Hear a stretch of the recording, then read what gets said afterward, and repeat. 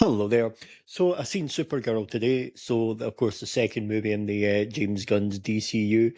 So this will be my review. It's a non-spoiler review, so I won't go into anything that's not in any of the trailers or anything like that. So you know, in case you haven't noticed, there's been a lot of talk about this film. It's funny because there's a lot of people saying a lot of nobody cares about this, but they seem to talk about it a lot. Now, having said that, looking at the box office numbers, I think there are a lot of people who don't care about it, who just aren't talking about it enough because let's call a spade a spade. This thing has absolutely tanked over the weekend, and the reviews have been pretty bad as well.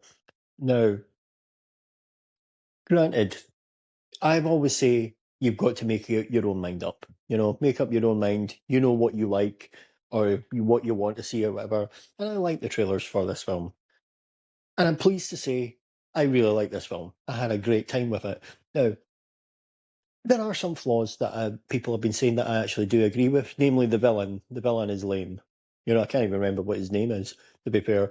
And I even thought that in the trailer thoughts as well. It's like, yeah, there doesn't seem to be a very clear villain or very interesting villain here, which might not have been a hook for people, but for people like your casual moviegoer, they might be just feel like, who's the villain here? Why am I meant to care? That could have been a flaw with that as well, which didn't bring people out. So, the villain is lame. It's almost like you remember the villain from For the Dark World. No, of course you don't.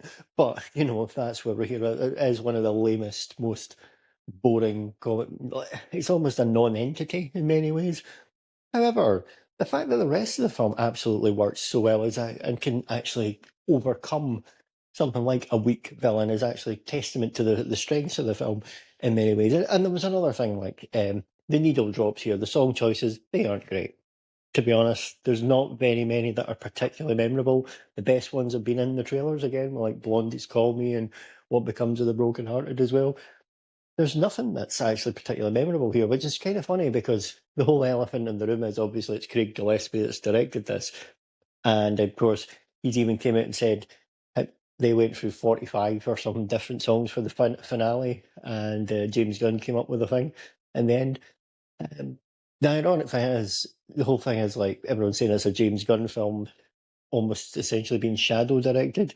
And there are elements that are kind of Guardians of the Galaxy-esque, and obviously the song choices and everything like is kind of a James Gunnism, but it doesn't feel James Gunn usually hits the nail on the head pretty well with his song choices, whereas here it just didn't work. Maybe he did try too much to be like James Gunn and just didn't know. I don't know. Those are the flaws here, but there is a lot of positives here. Now, to me, I mentioned something like, say, For the Dark World, and I do remember mentioning this in my trailer thoughts when I said, like, this kind of has the vibe of like a MCU Phase 1, Phase 2 film. Funny enough, I kind of said that about He-Man as well, strangely enough, a few weeks ago. And yeah, and I probably like this film about as much as He-Man as well, with that. Another film that was bombed, so there you go. But no, I do think that, and you're establishing a new world now. Of course, a lot of time has passed since then, and a lot of comic book movies have came and gone since then, and that's and the bar has been raised incredibly high since then. So this isn't one of the all-time great comic book movies or anything like that, but it's a lot better than people are giving it credit for. Like I've seen people saying in reviews saying The Flash was better than this. I'm just like, no, I'm sorry. Unless you like CGI babies and microwaves, whatever. But no, The Flash is a giant piece of shit. I'll be honest. I mean, teach their own, but to me, no, I thoroughly enjoyed this film. And the other thing is, officially, I think its running time's listed as around 50 minutes, but you get credits at the start and at the end, no mid credits or post credit scenes, as far as I'm aware. So really, the actual movie itself's about an hour and 40 odds, and it's pretty tight in that sense. The only time I ever felt any sort of pacing issues was towards the end of the second act, but other than that, no, I thought the film zipped along really nicely, very well paced. Plenty of action in it, and good action as well, entertaining. So I enjoyed all the little alien creatures they all put in that as well with that. So, if you're just looking for a fun superhero movie, I think this actually ticks a lot of the boxes for that there. For me, anyway, now a lot of people have moved on. Of course, they call it book movie fatigue, is it? Unless it's for like major things like Spider-Man, of course, and Avengers later in the year. But no, for me, I had a great time with this. And I always have to say, Millie Alcock is fantastic here. She is excellent. She nails the character very well. Some people are complaining about all the drunk Supergirl or whatever, people who are like kind of snowflakey or whatever. But I think she nails the character extremely well. She's flawed, but likable enough as well. I never found her to be insufferable or dislikable or anything like that. I always found, with flaws and all, she was always very likable and very easy and personable to root for. And you know, had some great little one-liners as well. She was excellent, and addressing the elephant in the room here of these people trying to say that she's ugly. It's like, just get the fuck out of here. I'm sorry, you know.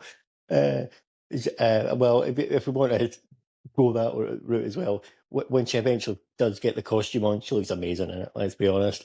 Even one little moment as well when. Without going into spoilers as well, not a moment when she like flies out of the water. She's soaking wet. Yeah, they knew what they were doing then. Not to lower the tone or anything like that, but not gonna lie, I like that. Not gonna lie, but I think they knew what they were doing here. But hey, do you get film analysis like this on The Guardian or pretentious boring bastards like Mark Kermode? No, no, you fucking don't. So there you go. But no, I mean, the film all sort of getting back to business here. I think the film had cracked along at a cracking pace. The girl that she helps out with, Ruthie, as well, I think the character's name was.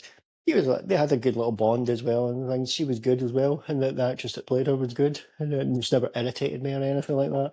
It's not like people comparing us to the Marvel. The Marvels was terrible, sorry. And then you didn't get an annoying character like Kamala Khan or anything like that here. So thank fuck for that. Jason Momoa's Lobo as well worked well for me as well.